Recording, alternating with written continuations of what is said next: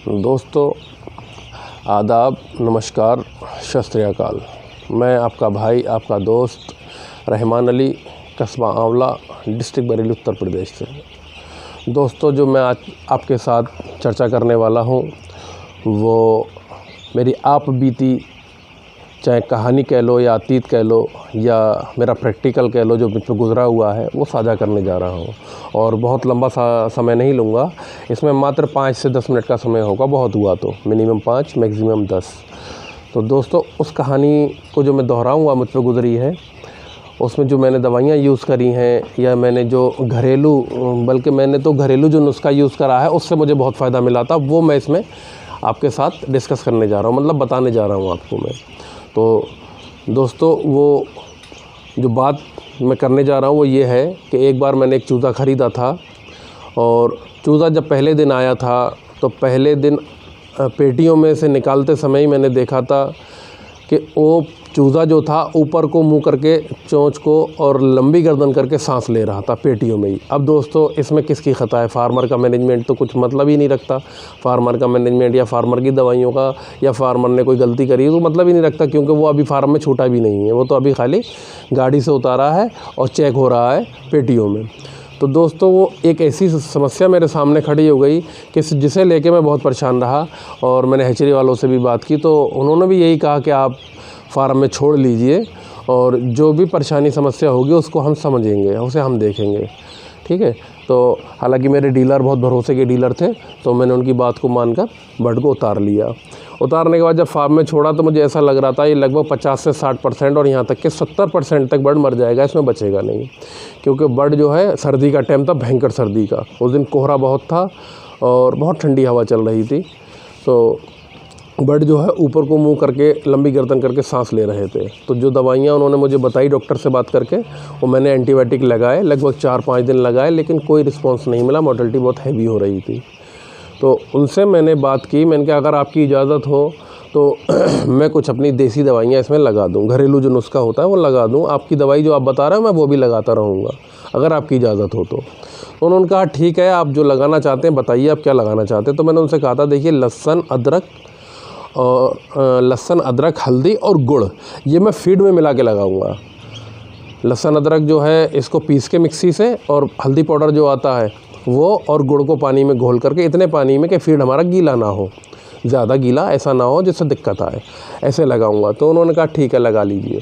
हालांकि इस समस्या के लिए ज़्यादातर जो लोग दवाइयाँ बताते हैं वो मैं बता रहा हूँ क्या होता है उसमें। क्या न्यूक्लोर बताते हैं कि न्यूक्लोर को आप 24 घंटे में एक बार लगा दें, जो कि मैंने लगाया था न्यूक्लोर फोर्ट बैठकेयर का आता है।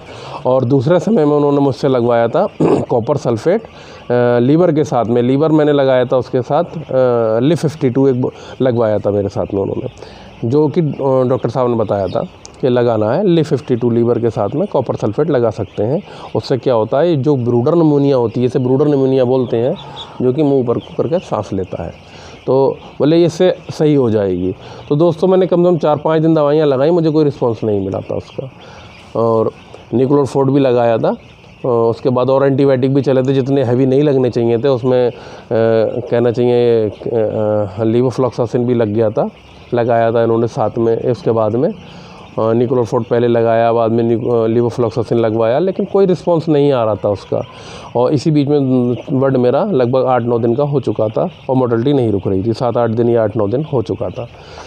तो दोस्तों, उस समय में मैंने क्या करा कि एक बैग पर, क्योंकि चूज़ा मेरा छोटा था, 8-9 दिन या 7-8 दिन का चूज़ा था, तो उस समय मैंने एक बैग पर 50 ग्राम हल्दी और 50 ग्राम अदरक और 50 ग्राम लहसुन, ये तीनों चीज़ों का मिक्सचर बनाया। और गुड़ मैंने उस समय 1 किलो लिया था 1000 बर्ड पर। इस सब को मिक्सचर बनाया मैंने, और मिक्सचर बना करके मैंने जितना फीड खा रहा था वो, उस फीड के हिसाब से सारे फीड में मिलवा दिया। तो जैसे ही दोस्तों मैंने फीड में मिलवाया तो इतना अच्छा रिस्पांस मुझे ये देखने को मिला कि आप विश्वास करना कि फीड और पानी बहुत कम ले रहा था बर्ड, ये काम करने से पहले। दाना पानी बहुत कम खा पी रहा था। और जब मैंने उसके अंदर फीड में ये अदरक, लहसुन और गुड़ मिलवाया और मिलवा करके मैंने दाना लगवाया फीडर में, तो दोस्तों ऐसे फीड खा रहा था जैसे बहुत तेज़ी के साथ बर्ड पानी पे दाने पे लगता है ना, घेरा बना करके, इतनी तेज़ी से खा रहा था बर्ड उसको। तो मुझे लगा कि कहीं ना कहीं फीड का टेस्ट बर्ड को पसंद आया है, क्योंकि दवाइयों का रिज़ल्ट तो बाद में पता चलता है 2 दिन 4 दिन में, लेकिन हाँ उसका टेस्ट समझ में आ गया कि बर्ड को इसका टेस्ट बहुत अच्छा लग रहा है।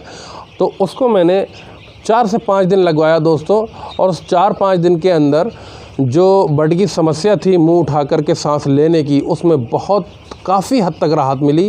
हालांकि दवाइयाँ लगीं, दवाइयाँ भी चली उसमें साथ में, जो दवाइयाँ चलाई थी, जो डॉक्टर ने हमें बताई थी, जैसे उस समय में एंटीबायोटिक जो चल रहे थे, न्यूक्लोरफोर्ड भी चलाया था, लीवोफ्लॉक्सासिन भी चलाया था। ये चलाने के बाद में फिर उन्होंने उसको टाइमिंग लंबी करा दी थी। जैसे तो हम 4-5 दिन में ख़त्म कर देते हैं, वो तो चली थी 10-12 दिन तक चलते रहे थे एंटीबायोटिक वगैरह।